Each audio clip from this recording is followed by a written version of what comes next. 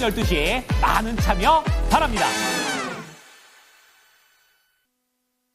체크인스탁입니다. 오늘 장 준비 두 분과 함께 해보겠습니다. 토마토 투자클럽 김민준 전문가, 알파경제 김정혜 이사입니다. 안녕하세요. 안녕하십니까. 예, 오늘 장 어떤 주제 이야기 나눌지 보겠습니다. 네, 오늘의 주제는요, 공매도 재개 임박입니다.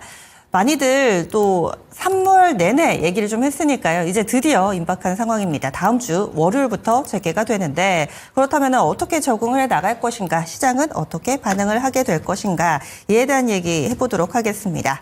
공매도 재개 임박, 그를 앞두고서 최근 들어서 시장에 좀 이상 징후가 있다면은 이번 주부터 거래 대금이 좀 줄어든 모습입니다. 월요일날 유가증권 시장이 6조 9천, 그리고 어제는 8조 3천. 사실 그 이전만 하더라도 10조 초반대 기록했거든요. 물론 이번 주부터 넥스트레이드에 해당되는 종목군들, 여기에서 거래할 수 있는 종목이 300개 이상으로 늘기는 했습니다.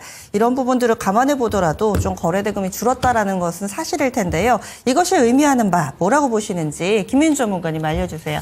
네, 이제 뭐 공매도 시즌이 다가오긴 한 것 같습니다. 근데 지금 상황에서 봤을 때는 공매도가 있는 게 차라리 나을 것 같고요. 뭐 코스피도 그렇고 코스닥도 그렇고 이제 비노가 공백이 상당히 많았습니다. 이 비노가 공백이 결국은 시장 조성자들이 뭐 역할로는 안 하고 있다, 뭐 이렇게 지칭할 수도 있고, 사실은 공매도가 정지돼 있는 상황에서 굳이 뭐 코스닥 종목들에 나서야 될까라는 생각도 하게 됩니다. 단지 지금 우리가 공매도가 정지되어 있는 상태에서 2년 동안 흐름을 봤을 때 결코 우리에게 뭐 유리하지는 않았던 것 같아요. 그리고 어찌됐건 제도 개선을 지금 했으니까 뭐 시스템 구축이나 이제 평가를 해야 되겠죠. 2년 가까이, 뭐 1년 반 가까이 이 시스템 구축한 부분이 과연 불법 공매도를 막을 수 있을 것이냐에 대해서도 지켜보면 될 것 같고, 몇 가지 사유가 있는 것 같습니다. 이 공매도에 대한 관망세, 일정 부분 선반영, 그리고 국내 정치 변수가 이제 사실 오늘부터 이제 시작됩니다. 이 부분은 상당히 원달러 환율에 또 중요할 것 같고, 저희가 그리고 잠깐 뭐 여담을 나눴습니다만은 뭐 대차거래소 이런 부분도 있을 것 같은데, 확률로 뭐 비율로 좀 따지자면 뭐 대차거래소는 한 5% 정도. 왜냐면 뭐 지금까지는 한 주 만에 뭐 상한가를 가는 대차거래소 흐름이 있기 때문에 일정 부분 영향력은 있겠지만 크지 않다고 보고, 이 두 가지인 것 같은데 공매도가 한 60% 정도 되는 것 같고요. 국내 정치 변수의 시작일이 오늘이기 때문에 이 부분이 한 30% 정도 영향력을 줬다. 결국은 이제 공매도에 따른 부분을 가장 큰데 보자면 하락 기대감이겠죠. 일정 부분 특정 섹터와 특정 종목은 하락으로 갈 수 있다는 어떤 기대, 우려, 이런 부분이 지금 관망세를 만들었다고 보고 있고요. 결국은 시장의 유저들은 불확실성, 회피 심리겠죠. 조금 지켜보자. 아니면 조금 팔자. 지금 지수단 자체는 그렇게 높지는 않지만 뭐 단기 조정 부분이 좀 있을 수 있다 등등의 반영인 것 같고, 비효율적인 종목은 공매도 뭐 타겟팅이 될 수밖에 없는 것 같습니다. 그래서 이러한 부분들은 우리가 이제 공매도 시작 전에 선반영 돼가고 있지만 좀 염두해 둬야 되지 않을까 정리를 해드리겠습니다. 네, 김 이사님은요? 네, 일단 뭐 여러 가지 상황들 우리가 좀 살펴봐야 되겠지만, 가장 중요한 핵심은 뭐 제가 보기에는 공매도가 재개되는 게 오히려 더 긍정적이지 않나라는 말씀을 뭐 예전부터 드리고 있고, 그게 이제 외국인 수급을 일정 부분 채워줄 수 있다. 그래서 또 공매도가 일방적으로 주식의 하락에 베팅하는 사람은 생각보다 그렇게 많지는 않다.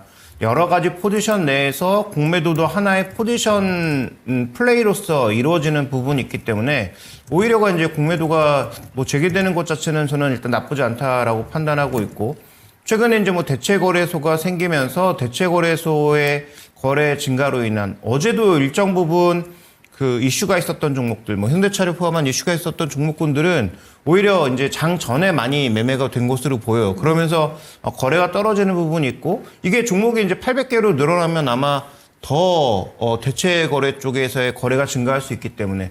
그다음에 올빼미 공시도 많지 않습니까? 그 올빼미 공시는 예전에 뭐 대응할 수 있는 게 별로 없었는데, 이제 뭐 거래 시간이 길어지다 보니까 올빼미 공시를 정말 뭐 새벽 12시 뭐 이렇게 하지 않는 이상 일정 부분 거래가 그쪽에서도 늘어날 수 있단 말이죠. 그래서 전체적으로 이제 그런 부분들이 좀 복합적으로 작용되면서 나타난 현상이다. 그래서 저는 뭐 기본적으로 공매도 재개가 시장에는 그렇게 나쁘지 않다라고 판단하고 있고, 뭐 대체 거래소로 인한 일정 부분의 좀 변동성이 나타나고 있으나 이건 뭐 우리가 그렇게 크게 두려워할 만한 상황은 아니다. 오히려 이제 시장 전체적으로 봤을 때는 단기적으로 급등했던 종목군들이 좀 공격을 받을 가능성 뭐 이런 부분들 좀 우려해야 되고요. 그다음에 또 하나 이제 살펴봤을 때는 최근에 그 지표로 보면은 대차 잔고가 급증하는 종목군들 뭐 이런 쪽은 좀 주의해야 되지 않나.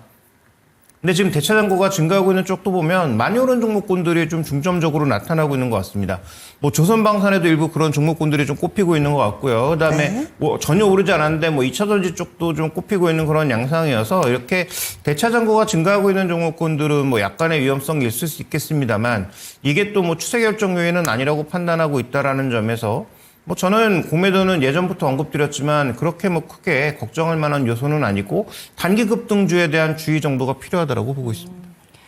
하도 오래됐는데요. 지금 생각해보면 1년이 넘었습니다. 그때 2023년 말쯤에 무차익 공매도에 대한 문제들이 하나둘씩 수면 위로 올라오면서 그때 이 공매도 근절을 위한 제도 개선을 이유로 해서 전면 금지가 됐고 17개월 만에 다시금 재개를 앞두고 있는데 그렇다면 이 문제가 앞으로는 다시 반복되지 않을 만큼 제도가 개선이 됐느냐 여기에 대해서는 김민주 전문가님 어떻게 생각하세요? 네, 저도 이 부분은 계속 좀 보고 있는데 지켜봐야 될 것 같고요. 저는 뭐 조금 시스템 뭐 정비 구축해 준 거에 관해서는 뭐 긍정평가는 하고 있습니다. 네, 제가 원하는 바에는 딱 하나밖에 없었거든요. 사실 뭐 미국과 국내가 좀 다른 것은 미국은 뭐 무차익 공매도를 허용해 주고 있거든요. 국내는 뭐 이 무차익 공매도에서 설왕설래가 좀 많습니다만은 그게 중요한 것일까라는 저는 생각을 좀 했고 제가 뭐 주관적으로 바라는 바는 기간 설정이었습니다. 그때도 한번 말씀을 드렸는데 제발 무제한 연장만 좀 없애달라. 저는 이 부분이 가장 이해가 안 돼요. 외국인과 기관들이 왜 무제한 연장을 해야 되는지.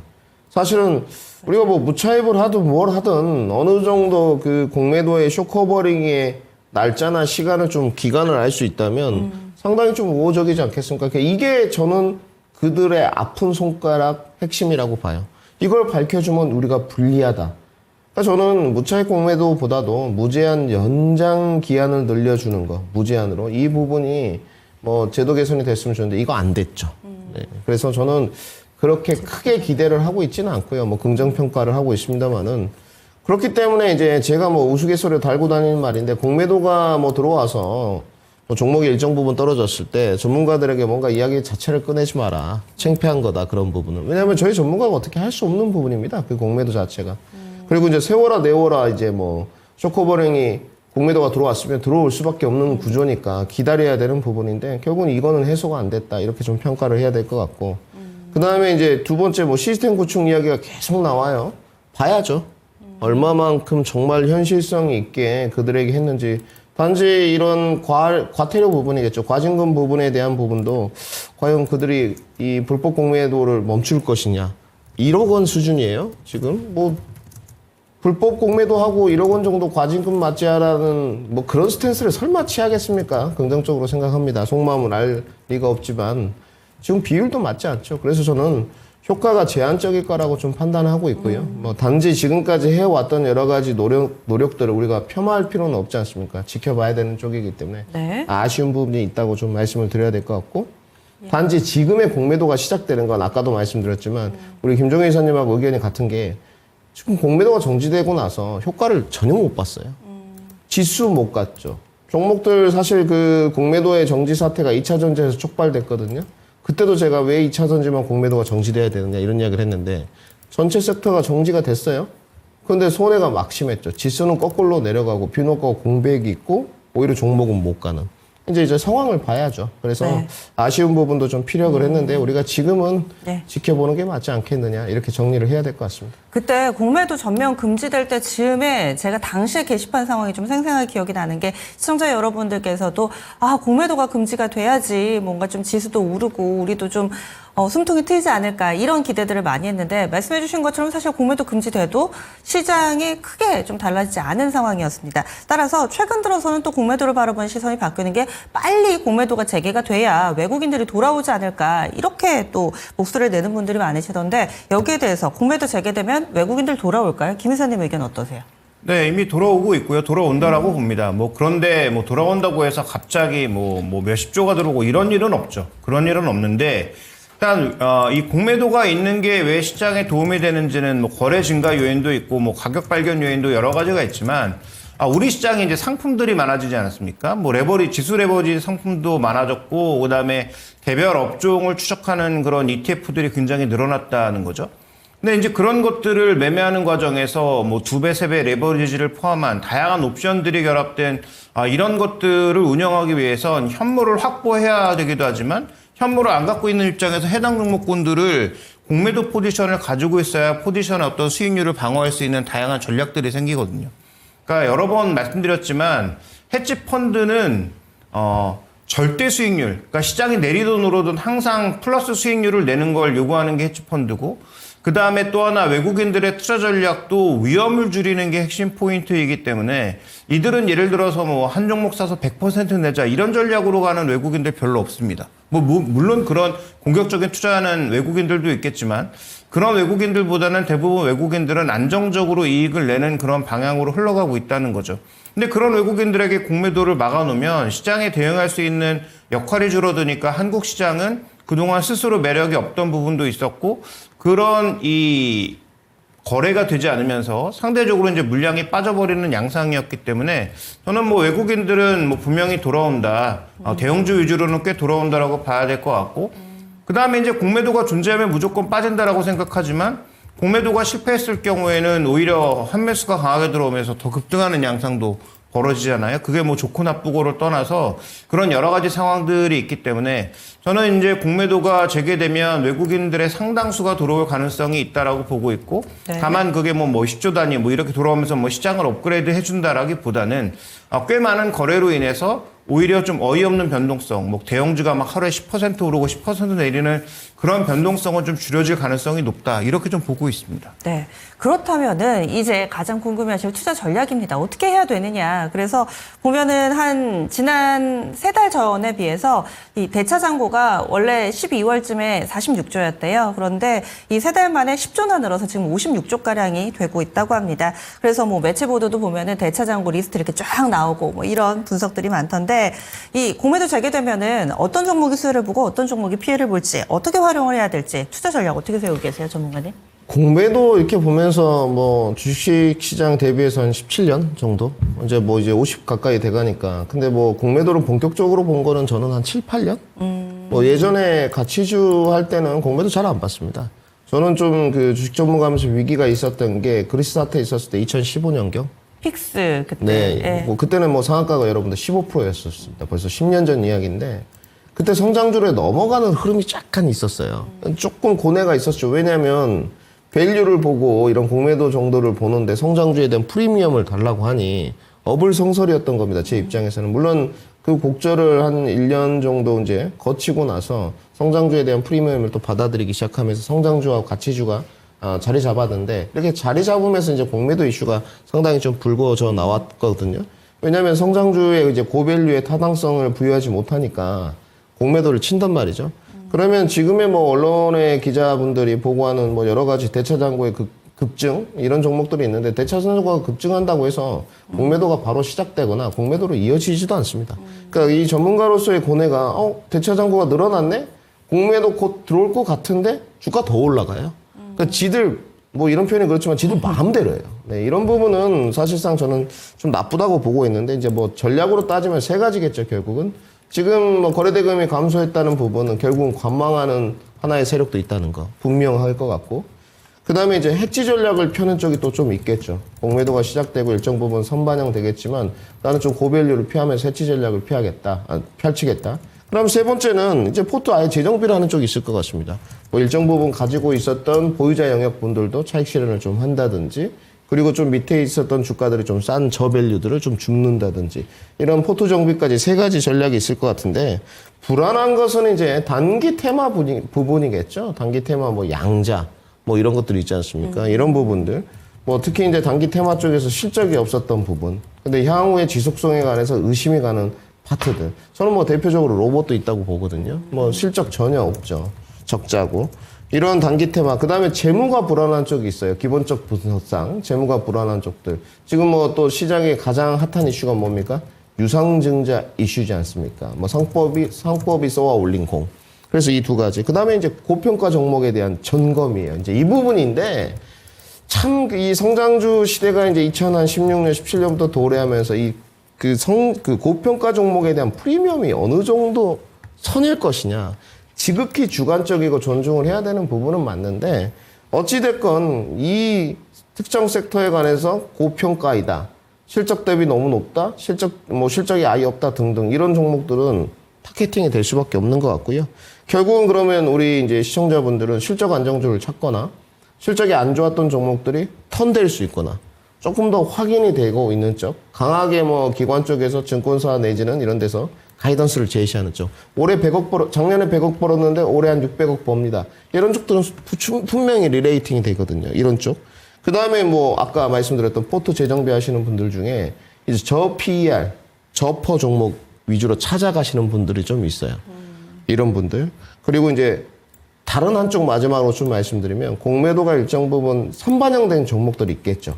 이런 부분들 쪽에서 올해 이제 실적이 강하다는 쪽, 조선방도 있을 수 있겠죠. 조선전선방송 이런 쪽도 충분히 이제 주관적인 판단이겠습니다만은 충분히 눌렀다. 공매도에 대한 것이 충분히 선반영됐다. 이러면 또 여기서 이제 기회에 포착은 할 수 있을 것 같고요. 공매도 또 이제 가장 중요한 건 공매도나 대차장고 이런 부분도 중요합니다만은 외인과 기관 포지션 체크 포인트예요. 이제 일거리가 좀 늘어났죠. 매일매일 대차장고 체크하고 외국인 수급 동향, 기관 수급 동향 계속 체크하고 이런 부분들 일거리를 만들어줬습니다. 근데 확인하고 갈 수밖에 없지 않겠습니까? 이 정도 정리하시면 공매도에 대한 것들은 거의 다 우리가 체크 포인트로 지켜봤다. 이렇게 생각하고 있습니다. 네, 그럼 김 이사님은요? 네, 일단 저는 기존에 계속 전략적으로 접근을 할 때 시장의 주도주라고 불리는 조선방산도 있어야 되고 그 다음에 아래에서 턴어라운드가 나오고 있는 IT, 반도체라든지 소재 산업재 쪽에 저평가된 종목군들 두 가지 모두 다 가져갈 필요가 있다라고 지속적으로 말씀드리고 있고요. 여전히 그거 변하지 않았고요. 올해 우리 시장이 더 강하다라는 소신도 여전히 변하지 않고 있습니다. 근데 이 공매도와 관련돼서 우리가 살펴봐야 될 것은 조선방산이 여전히 좋고 올해 좋을 것 같은데 단기적으로 좀 주가가 많이 오른 부분도 있고 PB 측면에서는 좀 부담되는 게 사실이잖아요. 그러면 이런 종목군들은 공격받을 수 있죠. 그런데 좋은 가격에 사신 분들은 고점에서의 흔들림은 버텨야 되는 구간이고요.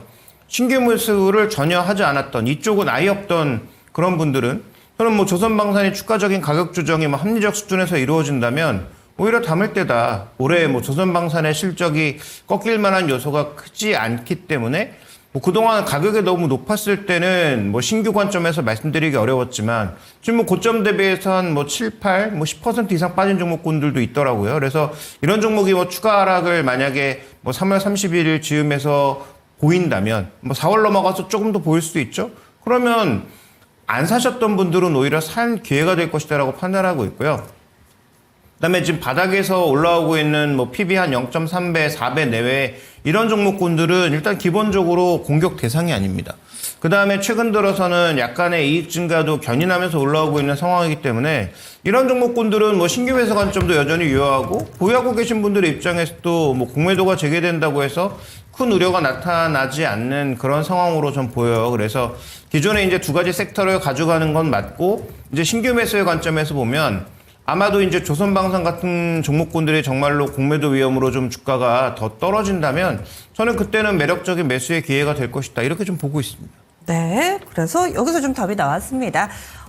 지금 김 이사님 같은 경우는 많이 오른 종목이라고 팔고 내린 종목을 사고 이렇게 단순화하는 것이 아니라 양쪽을 다 병행을 하셔야 되는데 많이 오른 종목이라 하더라도 이로 인해서 빌미로 조정이 좀 깊게 나온다면 충분히 접근 가능하고 아래쪽에 있는 종목군들도 같이 좀 봐야 된다라는 시각으로 얘기를 해주셨고 그리고 전문가님 같은 경우는 재무가 약한 기업, 고평가 기업 이쪽은 좀 게다가 실적이 뒷받침되지 않는데 많이 오른 기업 이쪽은 좀 약할 수 있다, 불안할 수 있다라는 이야기도 함께 좀 들어봤습니다. 공매도 준비 이쯤에서 마무리 짓겠고요. 다음 리포트로 넘어가겠습니다. 오늘 준비되어 있는 3개의 리포트인데요. 첫 번째로는 하나증권 4월 강세장 플레이북. 보니까 4월 증시 전망 리포트들도 속속 나오더라고요. 확실히 3월의 마지막을 향해서 달려가는 주간인 듯합니다. NH투자증권은 증권 섹터 리포트고요. 하나증권은 현대제철 종목 리포트입니다. 하나씩 보겠습니다. 이사님. 네, 일단 NH투자증권의 증권업 리포트는 저희가 이제 방금 얘기한 부분, 이 공매도와 관련된 부분도 짚고 있고요. 그 다음에 이제 이 대체거래소 얘기도 짚고 있는 상황입니다. 그러니까 대체거래소, 공매도 이 두 가지를 통해서 전체적으로 지금 증권사가 할 일이 많아진다. 그다음에 거래가 결국은 늘 것이다라고 보고 있는 거죠. 지금은 시장이 이제 분산되면서 줄어든 것 같지만 공매도로 인해서 외국인들도 좀 들어오고 그다음에 시장 볼륨이 커질 수 있는 그런 요소들이 생기고 있기 때문에 지금은 있는 것을 나눠 먹는 형태라고 본다면 지금 중장기적으로 봤을 때는 오히려 대체거래소의 시간과 종목 증가로 인한 거래 증가, 그 다음에 공매도 재개로 인해서 유가증권 시장도 다시 이제 금액이 늘어날 가능성. 공매도 잔고가 예전에 한참 좋았을 때 비해서는 아직 차지도 않은 거예요. 예전에 정말로 뭐 고점일 때는 뭐 제 기억으로는 뭐 8, 90조 정도 됐었을 것 같은데 지금 이제 56조 수준이라면 아직 많이 모자란 겁니다. 그래서 더 많이 들어올 가능성이 있다라는 점을 고려해 보면 저는 뭐 지금 이렇게 공매도로 인한 전반적인 거래 증가, 그 다음에 대체거래소 종목 확대로 인한 거래 증가, 이런 것들이, 그 다음에 미국 시장도 여전히 우리나라 증권사들이 열심히 하고 있잖아요. 그러니까 제목대로 밤에도 돈을 버는 게 대체거래소, 미국 주식, 이런 것들로 인해서 증가한다라는 거죠. 그래서 그런 측면을 놓고 봤을 때 가장 리테일과 연관이 많은 키움증권에 대해서 최근 뭐 긍정적 리포트가 좀 많이 나오고 있는 것으로 보이고요. 그다음에 이 리포트에서는 키움증권과 더불어서 미래에셋증권에 대한 긍정적 관점을 유지하고 있으니까 뭐 최근에 주가가 오른 건 있는지 정말로 실적이 증가할지 확인해 보시면 좋을 것 같고요. 그다음에 종목 리포트는 좀 엇갈립니다. 지금 하나증권의 현대제철 리포트는 일단 뭐 회사가 유상증자를 얘기한 적이 없기 때문에 분명히 재무적 부담이 되고 투자를 많이 해야 되는 건 부담이 되지만 이제 외형 확장이라는 측면에서는 좀 긍정적으로 봐야 되지 않을까라는 것인데 저는 여기서 두 가지를 지적하고 싶은데 첫 번째 미국에서 전기로로 만드는 거거든요. 고로가 아닌 전기로로 만들면 당연히 비용이 올라갑니다. 그다음에 미국에서 생산하는 거죠. 그래서 원가를 뭐 싸게 가져올 수 있을지 모르겠는데 일단 전기로로 만들면서 늘어나는 비용들, 그다음에 그로 인해서 또 증가하는 뭐 고용 비용들, 그러면 여기서 늘어난 비용은 누가 책임질까? 과연 현대차가 책임질까? 현대차는 뭐 지금은 안 그런다고 자신들이야 뭐 외치고 있습니다만 예전부터 1차 밴더, 2차 밴더 팔 비틀어서 이익 갉아먹는 게 현대차의 입장인데 과연 미국의 전체적으로 현대차 이익이 줄어들 만한 이유로 인해서 누구의 팔을 비틀까 생각해 볼 필요가 있는 거죠. 그래서 현대제철의 이번 투자에 뭐 현대차 그룹이 뭐 참여한다는 얘기도 나오고 있고 뭐 유상증자가 없을 수도 있겠습니다만 하나증권은 긍정적으로 평가한 반면 뭐 유진투자증권을 포함한 다른 증권사에서는 목표가를 낮추는 등 부정적 평가도 나오고 있다는 점도 살펴보실 필요가 있겠습니다. 네. 증권주 그동안 안 봤는데 말씀해 주셔서 그 사이에 키움증권을 살짝 찾아봤거든요. 이번 달 들어서만 15% 올랐네요. 이렇듯 또 반응이 나오고 있습니다. 그러면 첫 번째 레포트 4월 증시 전망 어떻게 되는 건가요? 네, 하나투자증권은 이미 지난 2월, 뭐 3월부터 계속 이제 산업재에 대한 긍정적 투자 의견을 밝혀주고 있는데요. 뭐 여전히 그 의견이 유지되고 있다라고 보고 있는데, 4월달 이 강세장을 보고 있는 이유는 이제 첫 번째 준비된 그림 보시면 국내 증시가 언제 올라가는가를 살펴보면 우리는 결국 글로벌 제조업이 좋아질 때 올라가더라라는 것이죠. 그래서 준비된 그림에서 보시는 것처럼 글로벌 제조업이 좋아지고 재고가 올라갈 때 우리의 이익이 올라간다. 근데 최근에 매출은 약간 턴어라운드 하는 것처럼 보이고 재고가 다시 늘어날 수 있는 그런 구간으로 가고 있다라는 거죠. 왜냐하면 미국은 경기 침체로 가지는 않을 것 같은데 탄력이 줄어드는 구간에서 여러 가지 신규 투자가 늘어나는 방향으로 가고 있고 지금 중국과 독일은 돈을 뭐 무한대까지는 아니지만 그동안 쓰지 않았던 돈을 대규모로 써가면서 지금 부양하겠다는 의지를 강하게 밝혀주고 있고 이게 이들 증시의 상승의 본질이다라고 계속 말씀드리고 있잖아요. 그래서 그런 부분들로 가다 보니까 그러면 여기에 연관되어 있는 국내 소재 산업재도 긍정적으로 봐야 되는 거 아니냐라는 그런 시각이고요. 다음 이제 준비된 그림 보시면 그러면 이 자본재의 이런 흐름과 더불어서 우리는 지금 살펴봤을 때 우리의 소재 산업재 소위 이제 자본재의 비중은 어느 정도냐? 가장 높다는 거죠. 미국은 절대적으로 낮고 유럽은 상대적으로 미국보다는 높고 우리는 압도적으로 높고 그렇기 때문에 이런 소재 쪽, 산업재 쪽, 그러니까 자본재 쪽에서의 움직임이 좋아질 가능성 여기에는 뭐 조선방산, 건설, 그다음에 뭐 원전 뭐 이런 것들이 다 포함된다라고 봐야 되겠죠. 건설은 뭐 국내보다는 해외 쪽이라고 봐야 될 것 같고요. 그다음에 마지막에 이제 준비된 그림 보시면 이 리포트의 이제 가장 중요한 그림 중에 하나일 텐데 우리 증시와 유럽의 상관관계는 높지 않습니다. 그런데 산업재의 상관관계는 생각보다 높다는 거죠.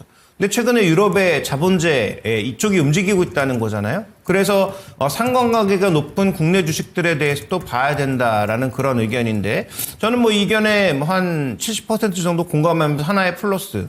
그런데 자본재 소재만 보면 될까? 그렇지 않잖아요. 지금 중국도 가장 방점을 찍고 있는 것, GDP의 4%대까지 부채를 늘리려고 하고 있는 가장 핵심 포인트는 AI 강화잖아요. 그러니까 여기 반도체가 빠지면 안 된다는 거죠. 그러니까 우리가 소위 얘기하는 자본재가 기존에 이제 뭐 소재, 뭐 그다음에 뭐 산업재, 뭐 이런 것들만 포함하는 게 아니고 여기에 플러스 IT 인프라가 붙어 있다. 근데 그 IT 인프라가 그동안 미국의 소위 M7에 집중되는 양상이었는데 지금은 이 중국의 M7에도 가고 그다음에 유럽도 이거 안 할 수 없다라는 거죠. 그러니까 그냥 소재 산업재만 보시면 안 되고 여기에 플러스 IT 인프라라고 하는 쪽 그러면 뭐 전력 설비도 따라갈 수밖에 없겠고 그런 쪽의 종목군들도 같이 볼 수밖에 없는 상황이 아닌가 이렇게 좀 봐야 될 것 같습니다. 예. 그래서 레포트 3가지 이렇게 좀 소개를 해주셨어요. 다음 빅데이터로 넘어가겠습니다.